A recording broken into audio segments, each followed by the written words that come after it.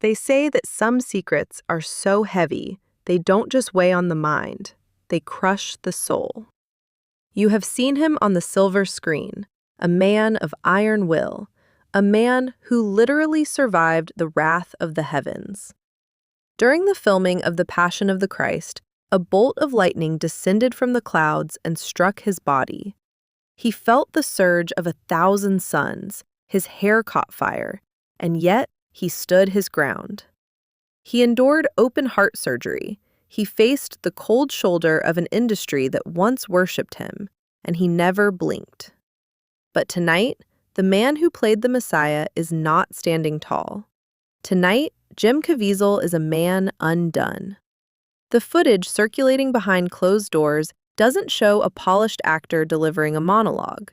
It shows a human being breaking apart piece by piece in real time. His voice cracks, his eyes well up with a grief that feels ancient, and his hands tremble as they hover over a stack of documents that the world was never supposed to see. If you think you know what broke him, you are wrong. It wasn't the rejection of the elites or the physical pain of his past. It was a single purchase order. A mundane, bureaucratic record that describes the end of the world for the most vulnerable among us. The air in the room feels thick, almost oily, as the camera captures the moment of realization. This isn't just another conspiracy theory whispered in the dark corners of the internet. This is the paper trail. We are looking at a federal record, a cold and calculated manifest for a shipment destined for a private piece of land known to the world as Little St. James Island. The name on the order is Jeffrey Epstein. The date is a jagged scar on the timeline of justice, placed immediately following his federal sex trafficking indictment. And the item? 6 drums of sulfuric acid, each drum holding 55 gallons of liquid death. 330 gallons of a substance designed to dissolve, to erase, to eliminate every trace of biological existence. When Mel Gibson saw these same files, he didn't cry. He didn't scream. He simply nodded, his face hardening into a mask of grim recognition. For Gibson, this wasn't a shock. It was a confirmation of a currency he claims has fueled the shadows of Hollywood for decades. But for Caviezel, a man who has spent 10 years in the trenches with recovery operations, this was the moment the floor fell out. Imagine the silence on that island. Imagine the sound of those heavy metal drums rolling off a transport boat, echoing against the salt spray. 6 drums. It is a number that haunts the dreams of investigators. Why would a private citizen on a luxury retreat need enough acid to clear a small forest, or, more accurately, to make several human bodies vanish at a molecular level? There are those who will tell you it was for water treatment. There are voices in the media who will say it was for maintenance of the estate. But as Joe Rogan recently pointed out on his platform, if it looks like a duck and it quacks like a duck, it is probably a duck. And this particular bird is screaming of a cover-up so horrific it defies the imagination. Before the indictment, there were no such orders. The records show a sudden, frantic need for chemical disposal only when the walls began to close in. It is the signature of a man who knew that the evidence of his crimes was walking, breathing, and potentially talking. The world wants to look away. We are programmed to seek comfort, to believe that the monsters are only in the movies. But as you watch the tears stream down Caviezel's face, you realize that he is looking at something we are too afraid to acknowledge. He is carrying the weight of the evidence sitting in federal court, evidence that points to a systemic architecture of horror. This is not a story about one man's crimes. It is a story about the machinery that allowed those crimes to flourish. It is about the currency Mel Gibson speaks of, a dark exchange where lives are the collateral and silence is the only rule. The documents are public now, but the truth is still being fought over in the shadows. The questions are simple, yet they carry the force of a tidal wave. Why did the media stay silent for so long? Why did the major studios block the truth for 5 years? And most importantly, what happened to the souls that those 6 drums were meant to erase? The tension is rising, and the storm is just beginning to break.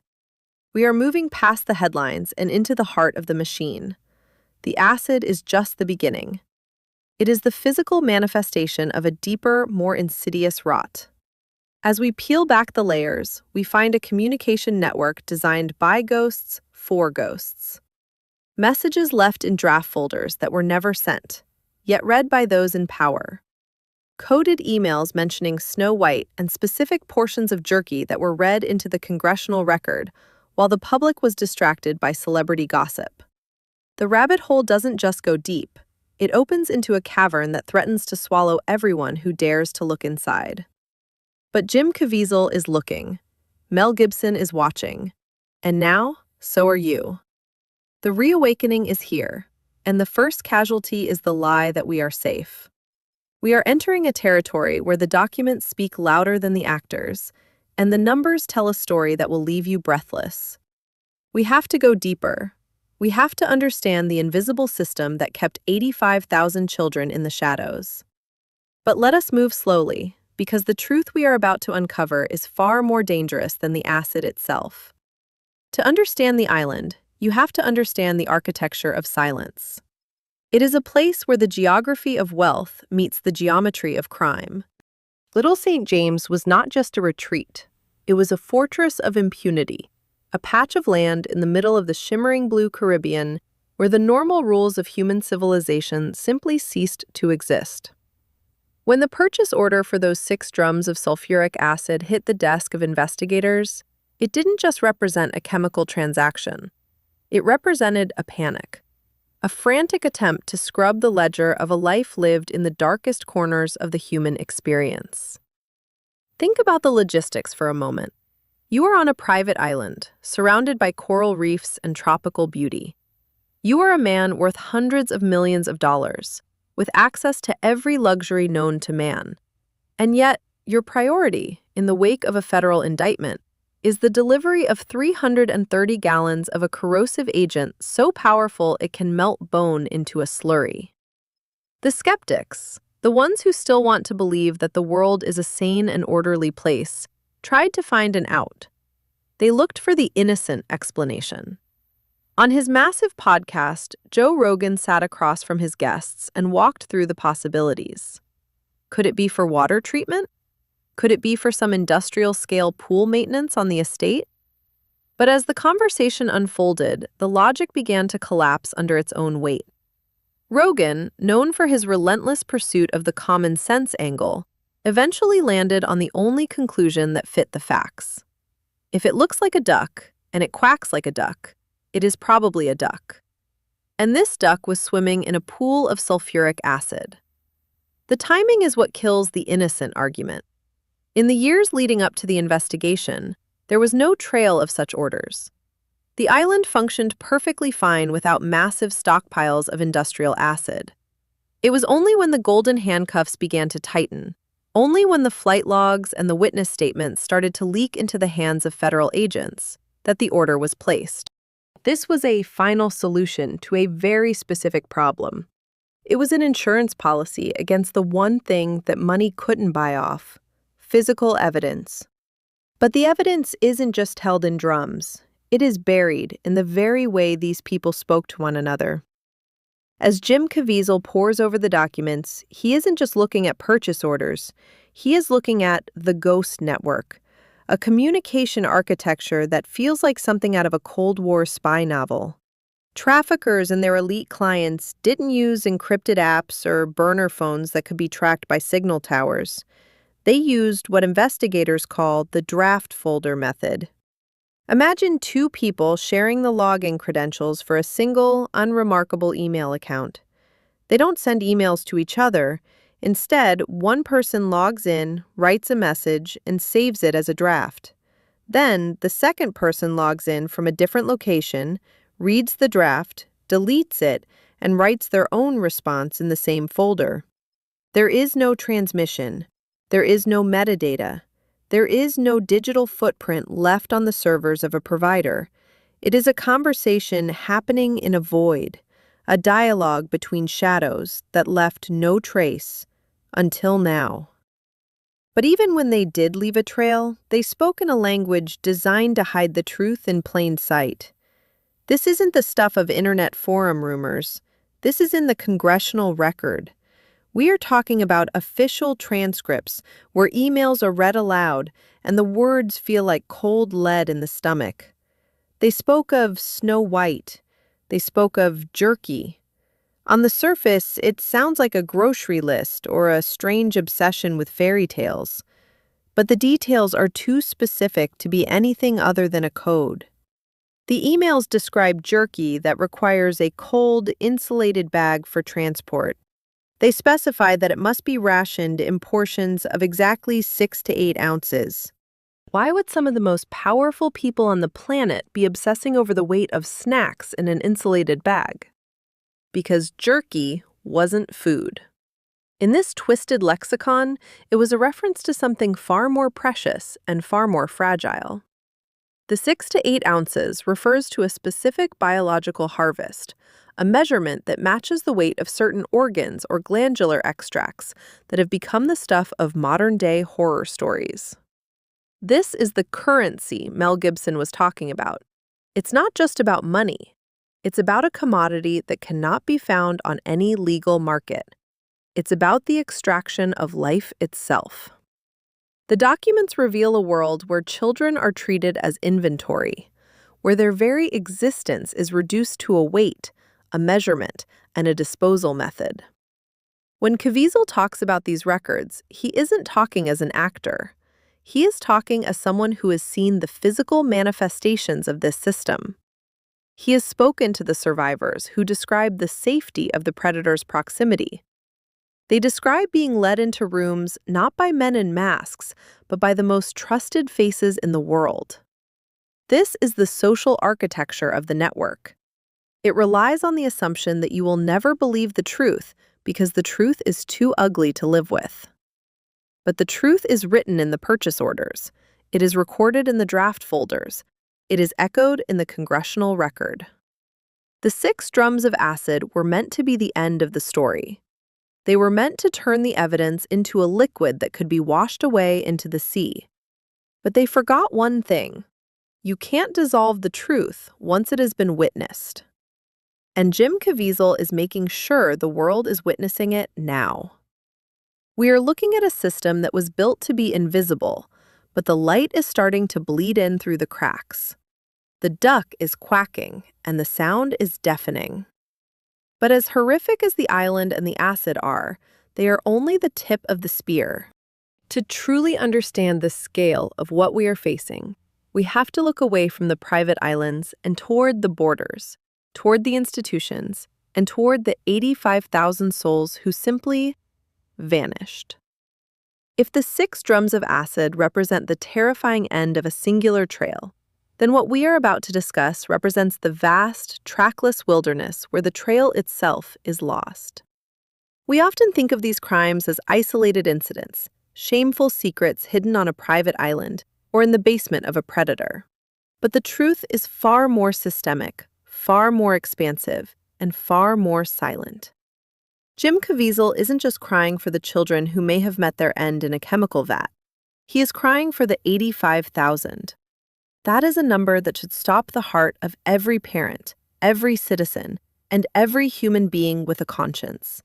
85,000 unaccompanied minors.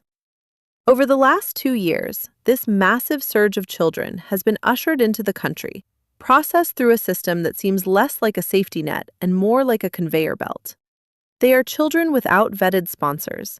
They are children who were handed over to strangers without a single DNA check to verify if the person claiming them was a relative or a hunter. And then, as if by some dark magic, they simply disappeared from the ledger of the state. 85,000 souls are now statistical ghosts. They exist in the wind, unaccounted for, untracked, and unprotected. When investigators and whistleblowers tried to raise the alarm, they weren't met with a mobilization of federal resources. They were met with a wall of bureaucratic indifference. It is here that the corruption mode of our reality becomes undeniable. While the media cycle spun in circles around trivialities and political theater, A population the size of a small city was essentially liquidated into the shadows. Jim Caviezel has seen the data. He has sat with the agents who have spent 12 years tracking these networks, men like Tim Ballard, who inspired the film that the establishment tried to bury. They speak of a market that is so efficient and so well protected that it operates with the precision of a Fortune 500 company. Consider the case of the 72 children. Across 4 different states, in a coordinated strike, United States Marshals executed an operation that should have been the lead story on every news network from New York to Los Angeles. 72 children, rescued from the clutches of those who intended to break them. In a healthy society, this would be a moment of national celebration and a call to arms. Instead, it was a blip, a whisper, a headline that appeared and vanished within hours, buried under a mountain of carefully curated distraction. Mel Gibson argues that this silence is not accidental. It is a design choice. The media, he suggests, acts as the immune system for the elite, identifying threats to the status quo and neutralizing them with the most effective weapon in their arsenal: apathy. If the public doesn't see it, it didn't happen. If the news doesn't report it, it isn't real. This brings us to the curious case of Sound of Freedom. For 5 years, this film sat in a vault, gathering dust while major studios looked the other way. It wasn't a question of quality. It was a question of the message. The industry that prides itself on being brave and edgy was suddenly terrified of a story about a federal agent saving children from traffickers. They claimed there was no audience for it. They claimed the topic was too niche or too dark. But when the film finally broke through the corporate firewall, the world spoke back with a roar.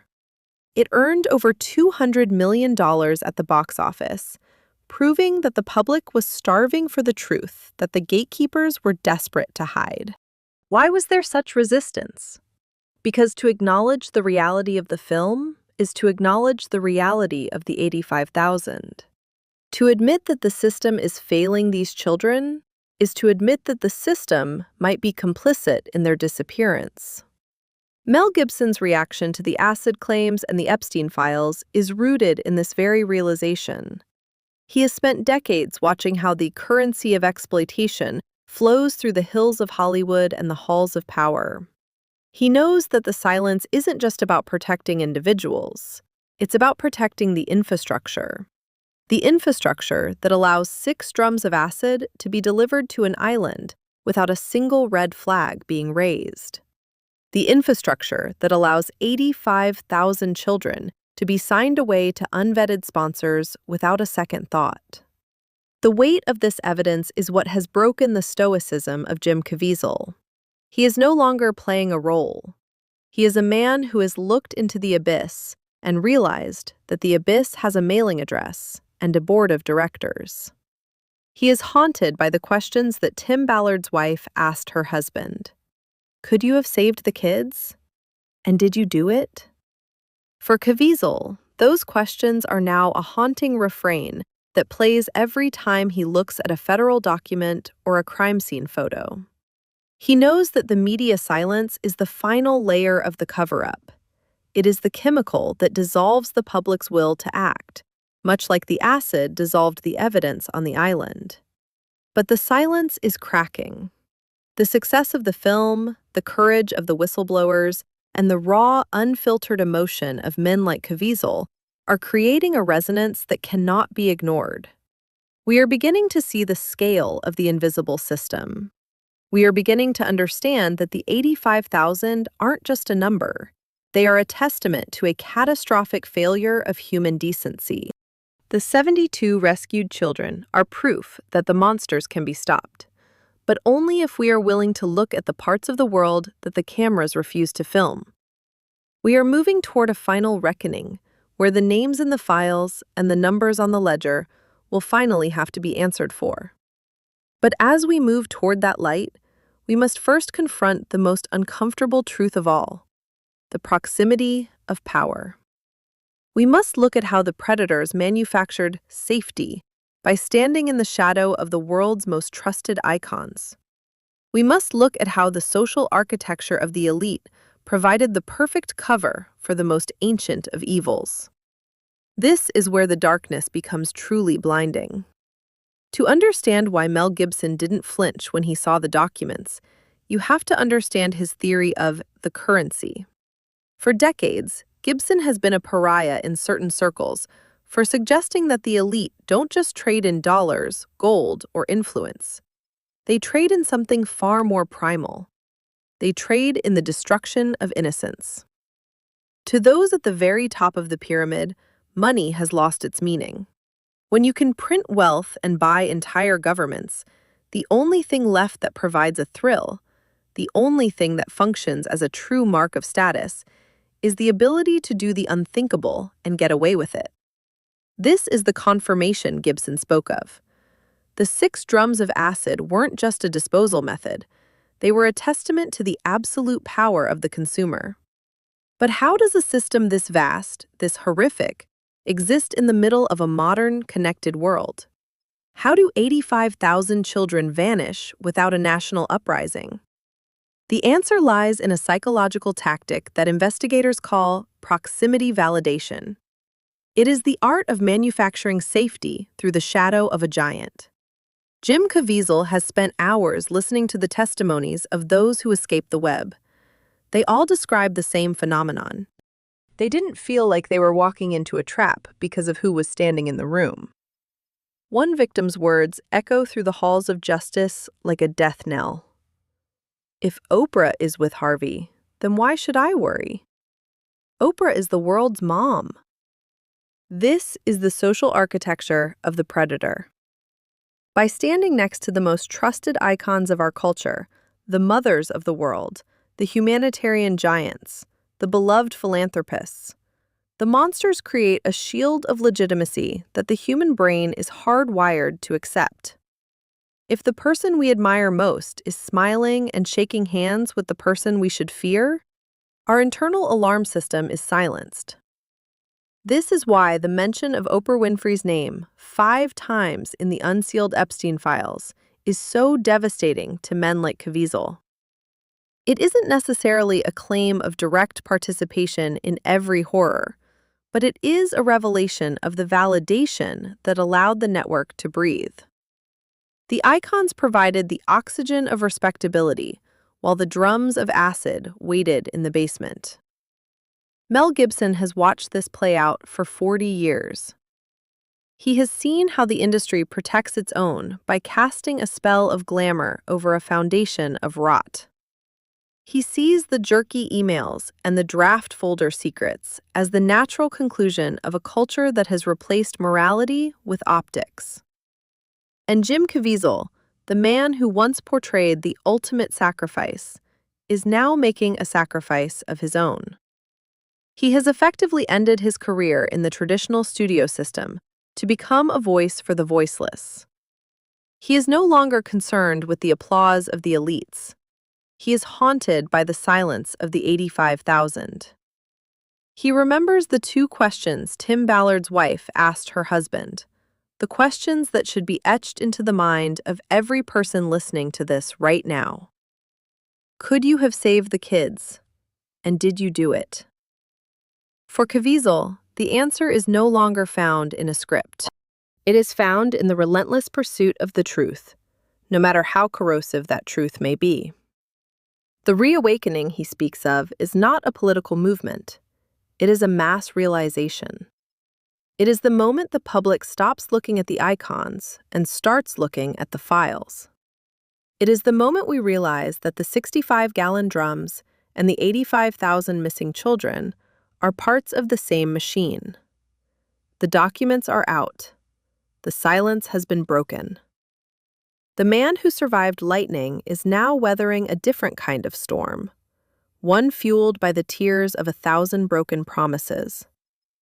But as the truth flows out, it acts as its own kind of acid, dissolving the lies of the powerful and exposing the bone-deep corruption of the system.